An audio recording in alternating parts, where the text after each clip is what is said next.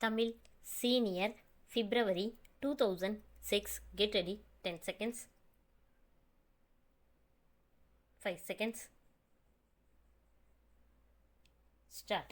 அன்புடையீர், இந்த விழாவில் ஏராளமான பொதுமக்கள் குழுமியிருப்பதை பார்க்கும்போது உங்களுக்கு கல்வியில் எவ்வளவு ஆர்வம் உள்ளது என்பதை என்னால் மிகவும் நன்றாக உணர முடிகிறது. இத்தகைய நிலைமை எனக்கு மிகவும் மகிழ்ச்சி அளிப்பதாகும் என்பதை முதற்கண் நான் தெரிவித்துக்கொள்ள விரும்புகிறேன். 10 ஆண்டுகளுக்கு முன்னால் இந்த கிராமத்தில் மக்கள் தொகை குறைந்த அளவில்தான் இருந்தது.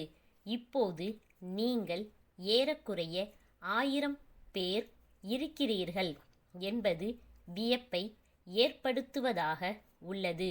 ஒவ்வொரு வருடமும் பல்வேறு திட்டங்களை நிறைவேற்றுவதன் மூலமாக அரசாங்கம் உங்களுடைய பிரச்சனைகளை தீர்த்து திட்டங்களை சிறப்பாக நிறைவேற்றி வரும். அரசு துறைகளுக்கு, குறிப்பாக அனைத்து அலுவலர்களுக்கும் உங்கள் அனைவரின் சார்பாக என்னுடைய நன்றியை தெரிவித்துக் கொள்கிறேன். கல்வி வளர்ச்சிக்காக இந்த ஆண்டு நிதிநிலை அறிக்கையில் ஏராளமாக நிதி ஒதுக்கப்பட்டுள்ளது. கல்விக்காக அரசு எவ்வளவு செலவழித்தாலும் உங்களுடைய பங்களிப்பும் அதில் இடம்பெற வேண்டும். உதாரணமாக, அரசு 2 வகுப்பறைகளை கட்டினால் பொதுமக்கள் ஒரு வகுப்பறையாவது கட்ட வேண்டும். அப்போதுதான் மக்கள் தேவைகள் விரைவில் நிறைவேற்றுவதற்கு வாய்ப்பு ஏற்படும் என்பதை சுட்டிக்காட்ட விரும்புகிறேன். முன்பெல்லாம் மக்களிடம் பணம் இருந்தால் இதுபோன்ற அவசியமான தேவைகளுக்கு அவர்கள் பணத்தை செலவிட மாட்டார்கள். அந்த நிலை இப்போது மாறி வருகிறது என்பதை நீங்கள் அனைவரும் நன்றாக அறிவீர்கள். இப்படிப்பட்ட பள்ளி கட்டடங்களை கட்ட வேண்டுமென்ற நல்ல சிந்தனை மக்களிடம் வளர்ந்து உள்ளது பாராட்டத்தக்கது ஆகும். குழந்தைகளை பள்ளிகளுக்கு அனுப்பிவிட்டால் மட்டும் போதும் என்று நினைத்துவிடக் கூடாது. கல்விக்காக அரசு வருமானத்தில் 40% அளவுக்கு செலவிடப்படுகிறது.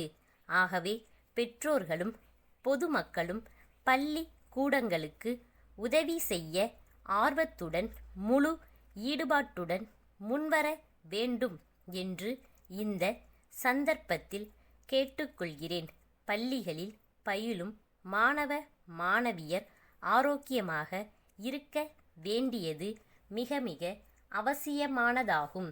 இதற்கு தேவையான நடவடிக்கைகளை அதிகாரிகள் எடுக்க வேண்டும். ஆண்டுக்கு ஒரு முறையாவது அரசு மருத்துவர்களை பள்ளிக்கு அழைத்து வந்து மருத்துவ பரிசோதனைகளை செய்து முறையான சிகிச்சை அளிக்க வேண்டும்.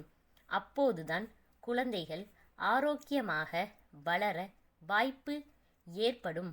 மனித நேயம் வளரும் வகையில் குழந்தைகளை ஆசிரியர்கள் உருவாக்க வேண்டும். இது ஆசிரியர்களுடைய இன்றியமையாத கடமையாகும் என்பதை வலியுறுத்த விரும்புகிறேன். தமிழ்நாடு முழுவதும் பரவலாக நல்ல முறையில் கல்வி வளர்ச்சி ஏற்பட்டு வருகிறது. ஒவ்வொரு ஆண்டும் அரசானது புதிய தொடக்க பள்ளிகளை அதிக அளவில் ஏற்படுத்தி வருகிறது. இதன் மூலம் ஒரு கட்டத்தில் பள்ளிகள் இல்லாத கிராமமே இல்லை என்ற நிலை உருவாகிவிடும்.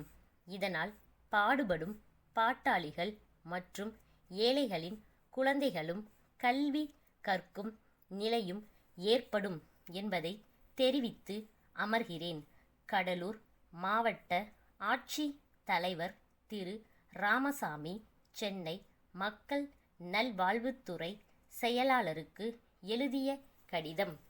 ஐயா, கடலூர் மாவட்டத்தில் சுனாமி பேரலைகள் தாக்கியதில் ஆயிரக்கணக்கான மக்கள் பாதிக்கப்பட்டனர்.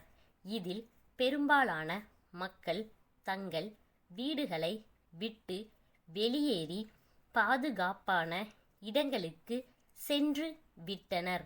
எஞ்சிய மக்களில் 30,000 பேர் அரசு முகாம்களில் தொடர்ந்து தங்கி வருகிறார்கள். அவர்களுக்கு அரசாங்கம் தேவையான உதவிகளை வழங்கி நிவாரண பணிகளை செய்து வருகிறது. மாவட்ட நிர்வாகம் சார்பில் உடல் அளவில் பாதிக்கப்பட்டுள்ள மக்களுக்கு சிகிச்சைகளை அளிப்பதற்கு பல்வேறு குழுக்கள் அமைத்து செயல்பட்டோம்.